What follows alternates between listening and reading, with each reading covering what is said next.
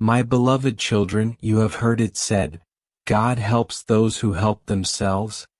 Yet this phrase, so often quoted, does not come from my word, nor does it reflect the fullness of my heart for you. It is a creation of man, a statement that twists the truth into a burden I never intended you to carry. Let us explore this together, for within this discussion lies a deeper understanding of my grace, my love, and my call to trust in me. The saying suggests self-reliance, a noble idea on the surface, but it subtly undermines the foundation of faith. Throughout my word, I teach you not to depend solely on your strength but to lean on me. Remember the words of the psalmist, "The Lord is my shepherd, I shall not want." I do not say, "Go and shepherd yourself."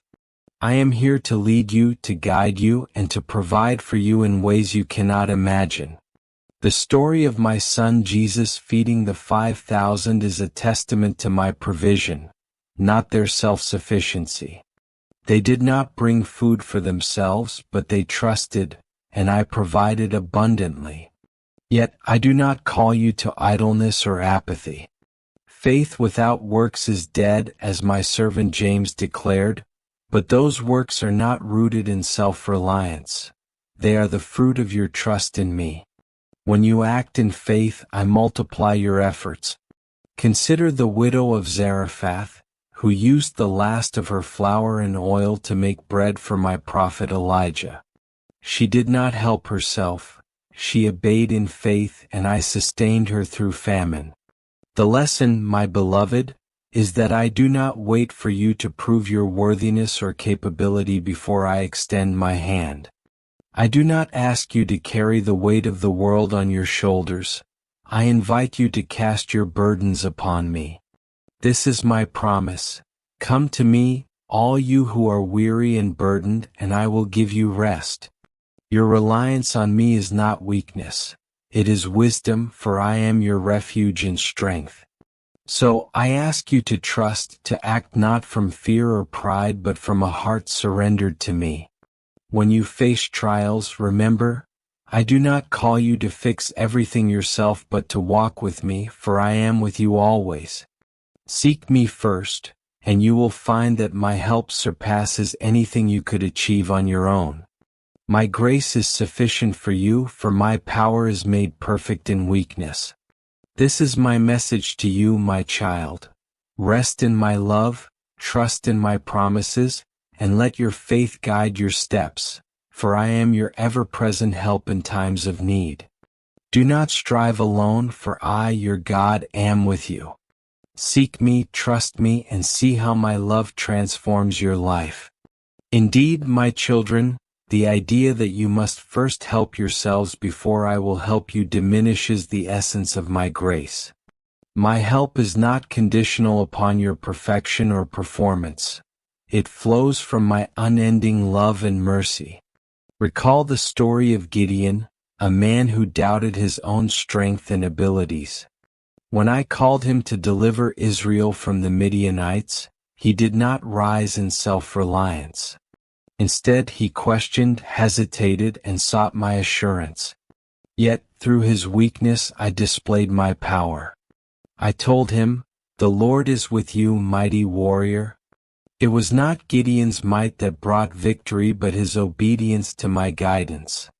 So often, you feel the pressure to prove yourself worthy, to take matters into your own hands as though I am distant. But have I not said, "Be still and know that I am God"? In the stillness of surrender, you open your heart to my divine intervention. Consider my beloved Mary, who sat at the feet of Jesus while Martha busied herself with tasks. When Martha complained, Jesus answered, "Mary has chosen what is better, and it will not be taken away from her." This is a reminder that trusting me and seeking my presence surpasses all human striving. When I call you to action, it is not to rely solely on your strength but to move in faith, knowing I go before you. In the wilderness, my people faced the Red Sea with no escape. They could not help themselves, Yet I parted the waters, making a way where there was none. It was not their strength but their trust in me that delivered them. The world will often glorify independence, teaching you to rely only on your own abilities. But I have made you for community, with me and with one another. Bear one another's burdens and so fulfill the law of Christ, I have said. This is not a call to isolation but to reliance on my grace and the support of my body, the Church. Even my Son Jesus, though sinless, chose to rely on me fully. In the Garden of Gethsemane, he prayed, "Not my will but yours be done." If even he, in his perfection, sought my strength, how much more should you, my beloved, lean on me? Moreover, I remind you that self-reliance can become a barrier to the fullness of my blessings. When you cling to your own efforts, you risk shutting out the miraculous ways I long to work in your life. Have I not said, "Trust in the Lord with all your heart and lean not on your own understanding"? Your understanding is finite, but my wisdom is eternal. Let go of the illusion of control, for my plans for you are good, plans to prosper you and not to harm you, plans to give you hope and a future. I do not ask for perfection, my child, I ask for surrender. When you step out in faith, even with trembling hands, I meet you with my strength. As Paul wrote, I can do all things through Christ who strengthens me. It is through me, not through self-reliance, that you are empowered to overcome. Remember also the story of the prodigal son. When he had squandered everything, he returned not with accomplishments but with empty hands and a repentant heart. Did I wait for him to rebuild his life before welcoming him? No. I ran to him, embraced him, and celebrated his return. This is my heart for you, not to wait until you have helped yourself but to meet you in your need and pour out my love abundantly. So, my child, let this truth dwell deeply within you.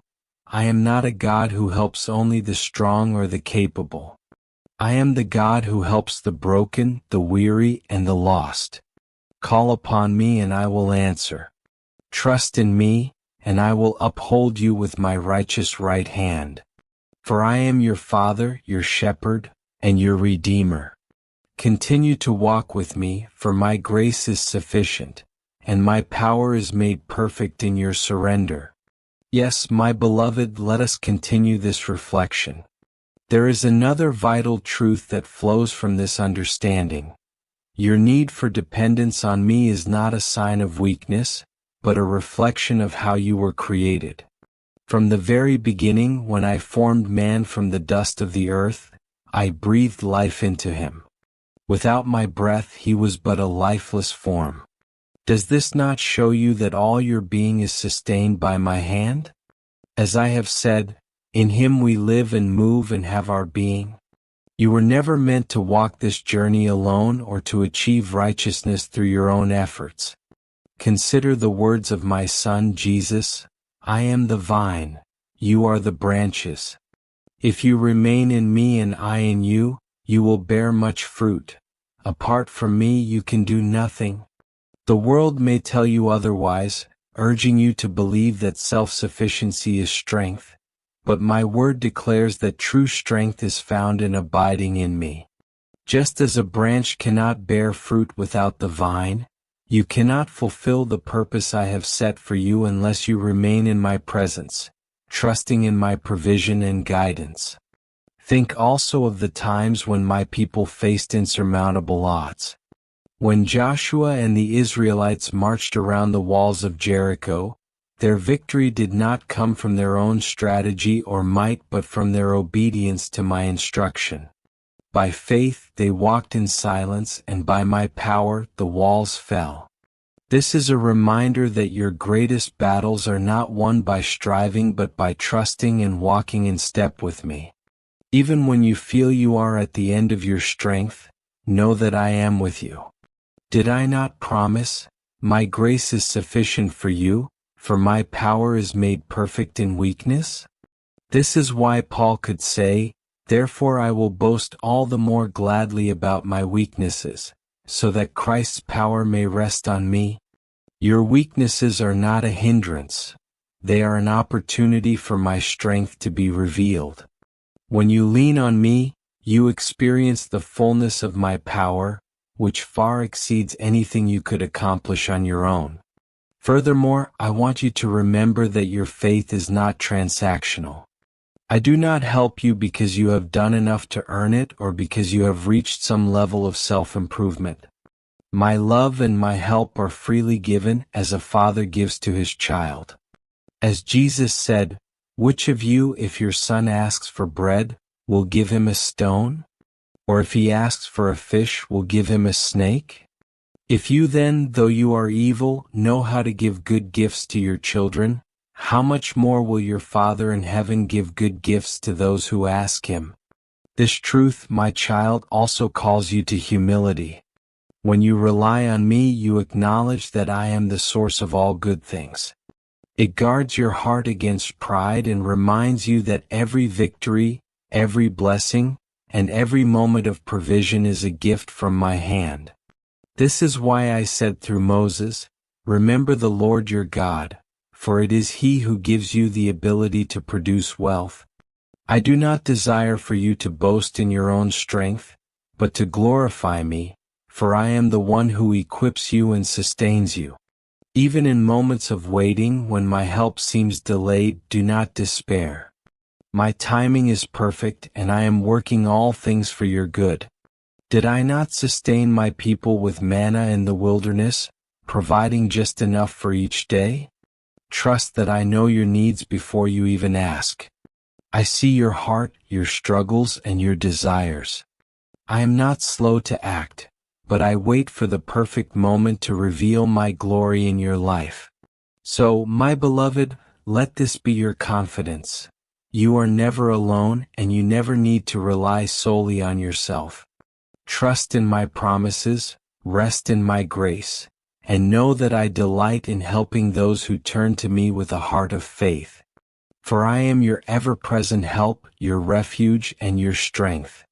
Let your soul find peace in this truth, and continue to walk with me in faith, for I am always with you.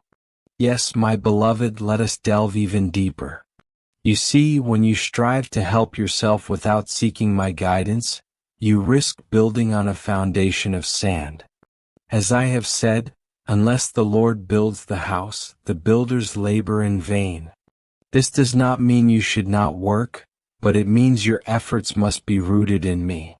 Your plans, no matter how carefully crafted, will falter if they are not aligned with my will. But when you submit your heart and desires to me, I will establish your steps, for I am the master planner who sees the end from the beginning. Reflect on the life of David, a man after my own heart. When he faced Goliath, he did not rely on the strength of Saul's armor or the tactics of men. Instead, he declared, "The Lord who delivered me from the paw of the lion and the paw of the bear will deliver me from the hand of this Philistine." David's victory came not from his own might but from his unwavering faith in me. This is a reminder that when you face your own giants, be they fear, doubt, or impossible circumstances, you must not place your trust in your own abilities but in my power to deliver. Consider also my words through Isaiah. Do you not know? Have you not heard? The Lord is the everlasting God, the creator of the ends of the earth. He will not grow tired or weary, and his understanding no one can fathom. He gives strength to the weary and increases the power of the weak. I do not wait for you to prove yourself strong before I step in. I am the one who strengthens you when you are weary, the one who carries you when you can no longer walk. This is my love for you, unchanging and unrelenting. Another dimension of this truth is my call to partnership. While I am fully capable of accomplishing all things on my own, I invite you to join me in my work. This is not because I need your help but because I desire to grow your faith and draw you closer to me. Think of my son feeding the multitude with 5 loaves and 2 fish. Did he need the offering of a child to perform a miracle? No, but he chose to use it as a demonstration of how I can take even the smallest act of faith and multiply it beyond measure. Bring what you have to me, no matter how insignificant it may seem, and watch as I turn it into abundance. And, my child, do not forget the importance of prayer in this journey. Too often you strive and labor without first coming to me. Yet have I not promised, ask and it will be given to you, seek and you will find, knock and the door will be opened to you? Prayer is not merely a ritual or a last resort. It is the lifeline that connects you to my heart and my plans. When you pray, you are not convincing me to help. You are aligning your spirit with my will and inviting me to work in ways you cannot yet see. Do not be discouraged if my answers do not come in the way or timing you expect.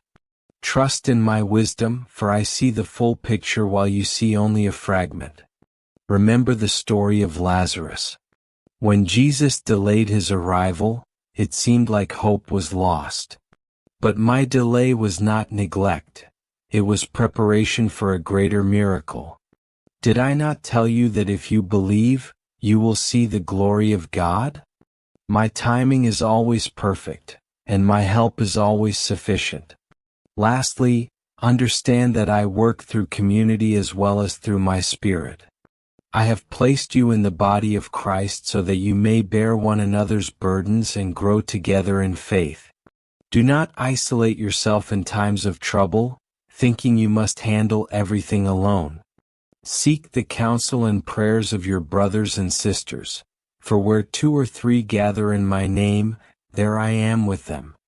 Through their encouragement and support, you will see my hands and feet in action. So, my beloved, continue to trust, to act in faith, and to lean not on your own understanding. For I am the God who goes before you, walks beside you, and carries you when you fall. Rest in this truth and let it shape your journey with me. And so, my beloved, as you reflect on these truths, let your heart rest in the assurance that I am with you in every step, every struggle, and every triumph. You do not need to rely solely on your strength, for my grace is sufficient, and my love never fails. Remember, your faith is not about what you can achieve on your own but about what I can do through you when you trust in me fully. Now, as you ponder these words, I invite you to continue this journey of faith and discovery. There is so much more to uncover, so much more of my heart to reveal. In the next video we will explore how my timing is always perfect, even when it feels delayed.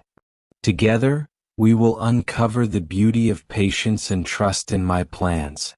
Click to join me as we go deeper into understanding my love, my guidance, and my purpose for your life. Stay close, my child, for I am always leading you into greater truth.